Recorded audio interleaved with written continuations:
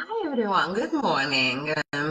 It's been a while since I haven't had a session on here on Facebook Live, and today I would like to take just a little bit of time to talk with you about something that is really important, and I often notice that is not so much taken care of. I'm talking about internal links, and this is going to be the topic of this mini lesson this morning. When we are talking about links, every time I'm talking about links for websites, people always think about external links, so links that they can acquire from other websites, so they're backlinks. These are definitely very important, and backlink creation is something that I always recommend to my customers to spend time to create link building strategy. Hi Nick, hello, nice to see you. And to try and acquire links from very good quality websites, but something that people very often do not think very well or enough about is that you can get a lot from SEO, a lot of improvements from internal links. You can consider it as a gold mine, which is often not so very well used. First of all, why do we need so much to do link building? Well, we know that the links are basically the streets on which the crawler bots can go, and the fact that we have enough links pointing to a page can make it easier for the users of your site to find it, and definitely for the crawler bots as well. So it is very useful for both the points of view. And sometimes I realize when I check the client's websites that internal link strategy is something that's not really ever thought of. So what I would recommend you to do is to try and think of the pages and the posts that you have on your site and how you can link them nicely together. The links should be contextual, so they should be within content, and they should only happen when it makes real sense to the user. So try not to use internal links for the sake of it, just when it makes sense for the user to go on and to keep reading something more about a relevant topic. But I also find a lot of mistakes connected to the internal links and internal link structure of the website, which is what today I would like to focus on. So not just to remind you how important it is to get links and to interlink your pages together, but actually to make you think of some of the most common errors, mistakes that there are on the internal links, and if maybe you might have some on your site too, so try and think of this. Well, to begin with, definitely I think the most commonly found internal links mistake are directly broken internal links. So many times I check sites and I realize that people have been changing URLs. Maybe they wanted to better optimize some pages, so they changed the slug of a page, and they forgot to create a redirection. So the initial URL is being linked, but it doesn't exist anymore because you changed it. So you're actually pointing to something which does not exist, which creates a 404 error and a broken link. This is quite a bad error because this is very annoying for the users and also a very bad signal for the crawlers. So I recommend you to try and check this. When you realize that you have a broken link, you should fix it, going back to the source. If you have a WordPress, you can install an easy free plugin which is called Redirection, and you can set up this plugin so that it tracks all of the 404s that can happen and all the changes that can be identified. And then from the tab 404, then you will see any kind of error that your users might find. And that becomes so very easy, because then you will be prompted to the button which is called Add Redirection, and create a redirection so you fix a broken link that way.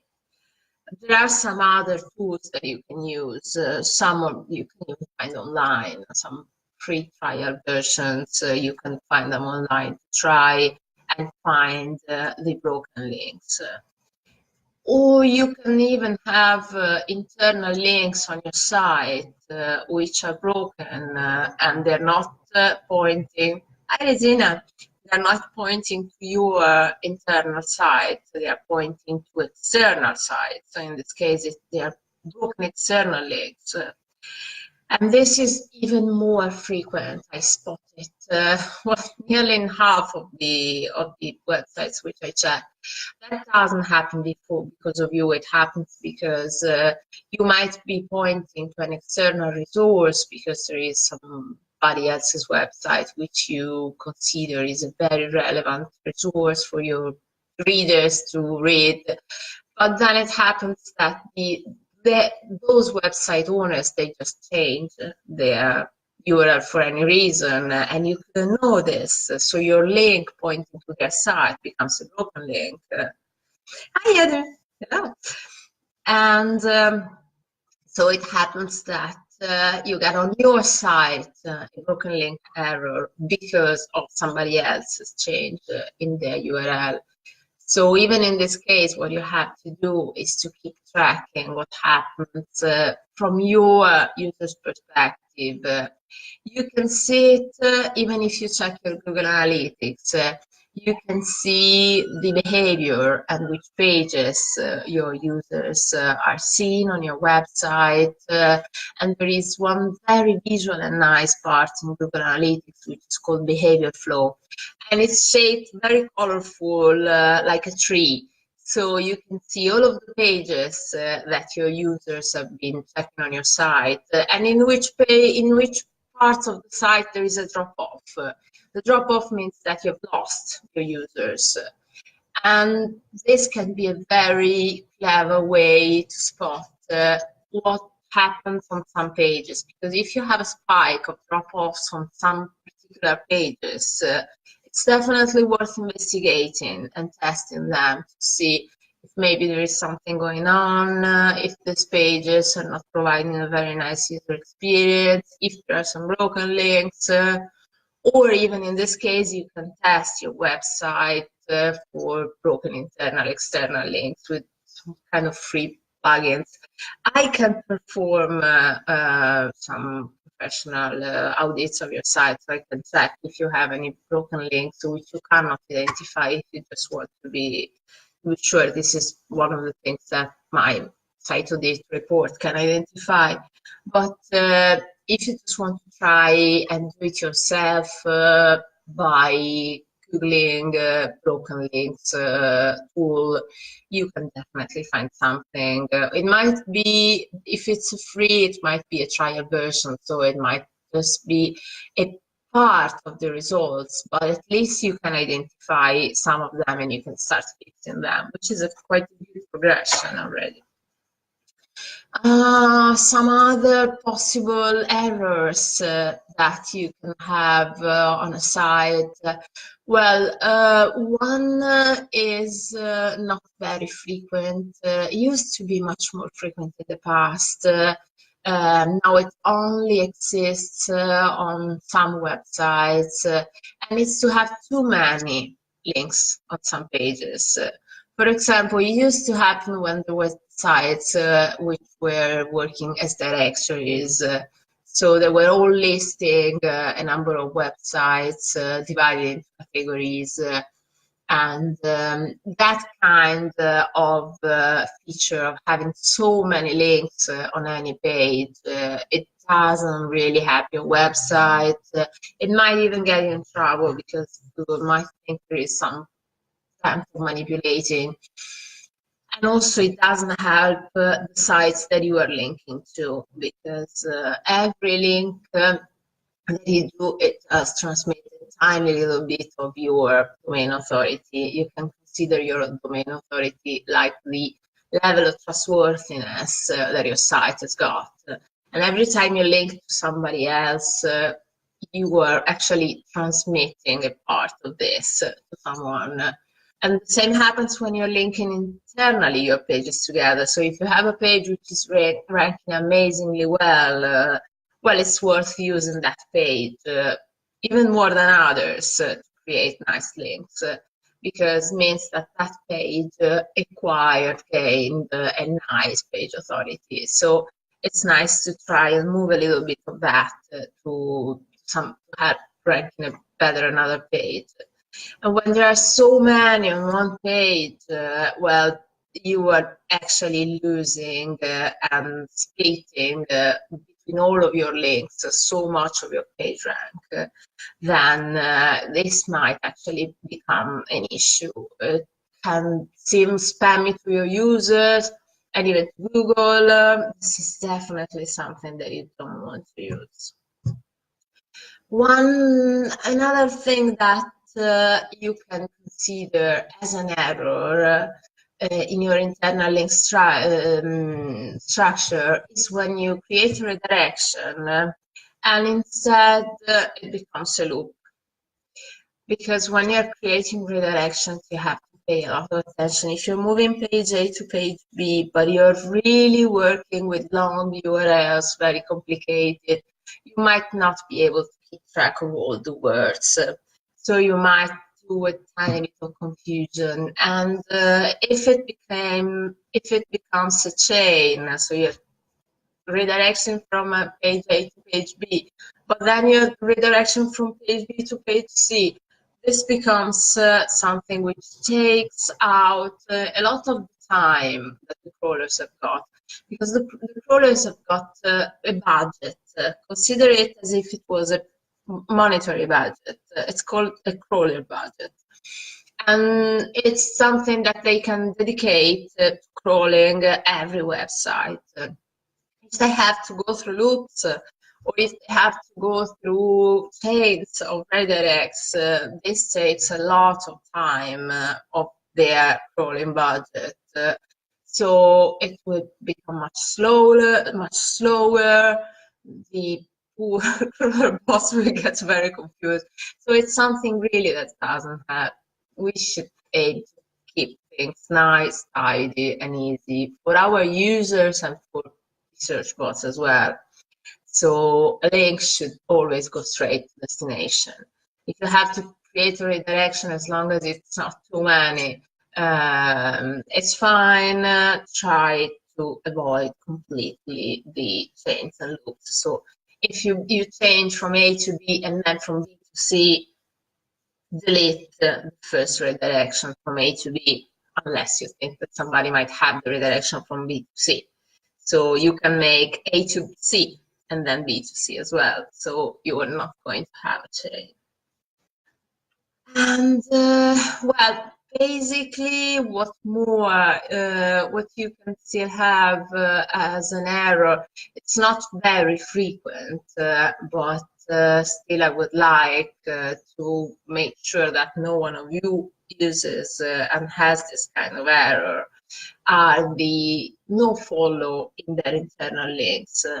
The no-follow basically is an information done as a bit of code, a tag, that you can add to any link on your site. And it basically tells crawlers not to follow that link for SEO importance. So not to make sure that any of this relevance or page rank, which goes from a link to another, nothing of it will be wasted. Nothing of it will be given as a gift to the other page, which is something that can still be used, for example, if you're a blogger and you're being paid for making articles, some paid blogging, then in this case you might want to use a random follow, but definitely not internally. Your pages, your internal links, they should never be internal no follow tags, because it means that you're not giving the nice exchange of page rank between your pages. They're not being evened out, and there's actually no reason for using rel no follow in your internal links. Instead, the external links, yes, it can make sense, but even in that case, try to use it only just when needed. So when it's paid blogging, or for example, if you don't want the comments on your site to take any of your page rank, then you can make sure that the comments, the spammy comments, if you can't block them, at least they won't get any of your page rank. Finally, this is definitely one of the most important things that I would like people to think of. Try not to have any orphaned pages.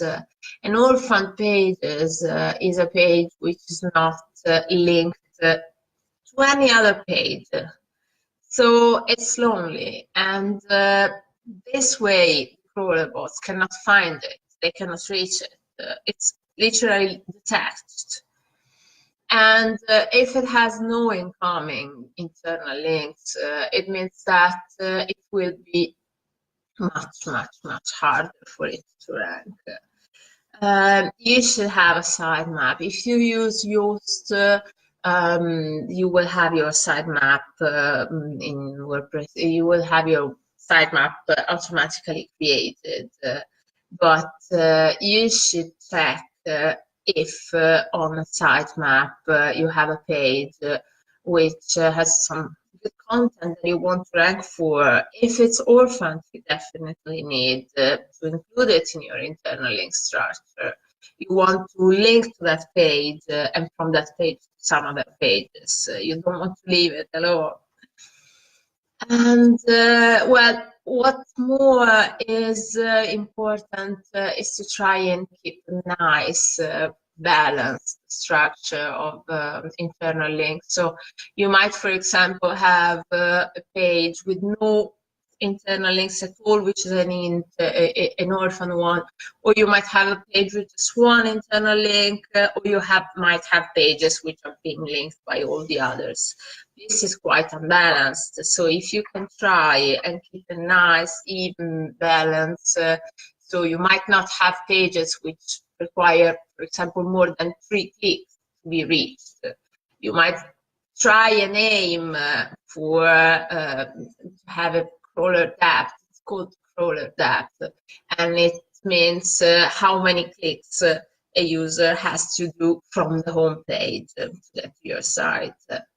And there should never be needed so many clicks to get to any of your pages. So, because the more clicks that a user needs to do to get to any of the pages, the harder it becomes for a crawler or for a user to find that page. So you should think of having a very nicely organized structure in which people can really reach all the pages very easily, and not too far away from the home page either. And your internal links can help getting this done. So try to have this nice balance between how many internal links you have on each of your pages. And I think that's it. Let me know if I might have forgotten some of the worst mistakes that you can think of, or if there is any question that you have regarding the internal link structure, how to create it, how to improve it, just let me know, and I would always like to help you. But first of all, if there is just one thing that you can remember from this little session, is try to make sure that your pages and your posts are very nicely linked together. And thank you so much for following. See you soon. Bye. Have a lovely week. Bye bye.